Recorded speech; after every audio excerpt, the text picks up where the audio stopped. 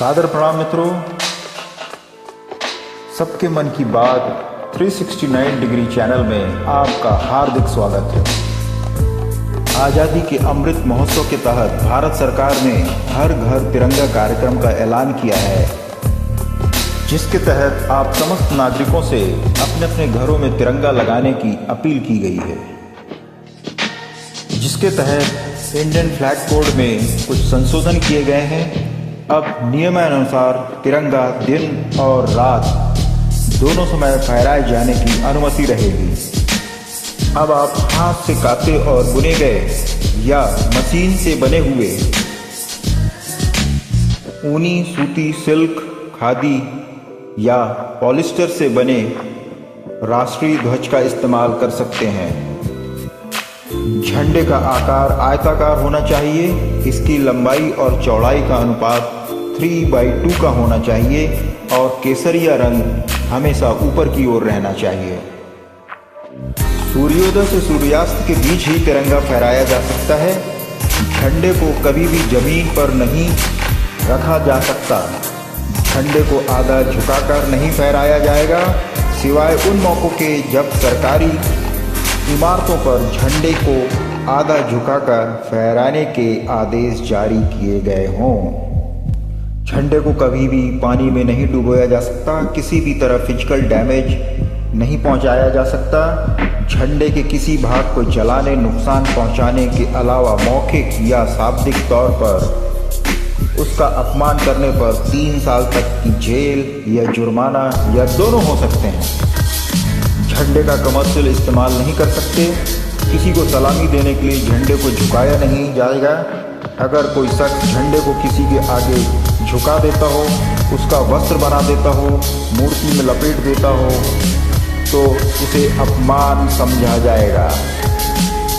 शहीद arm force के जवानों के मृत शरीर के अलावा किसी अन्य मृत व्यक्ति के शव पर तिरंगे को डालना वर्जित है।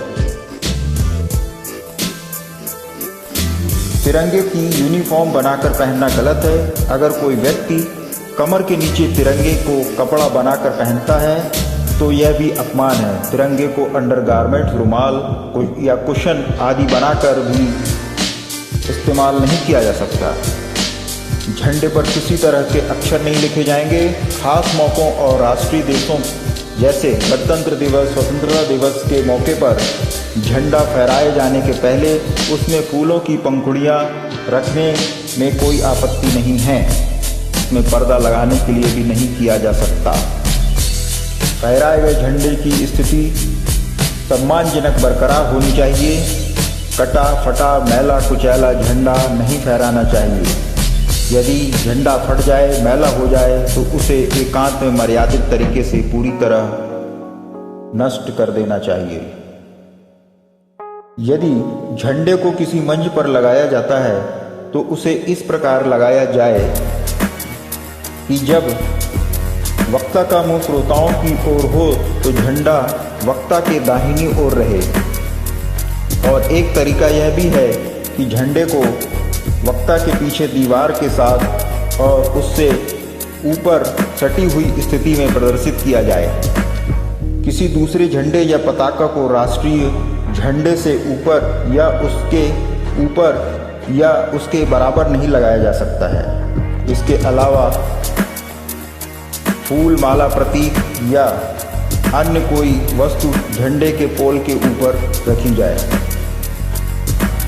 तो मित्रों, अमृत महोत्सव के इस सुनहरे अवसर पर आप सभी अपने अपने घरों पर तिरंगा फहराकर अपने राष्ट्रीय प्रेम और राष्ट्रीय ध्वज के प्रति प्रेम को प्रदर्शित करने का मौका मत गवाइए। जय हिंद, वंदे मातरम।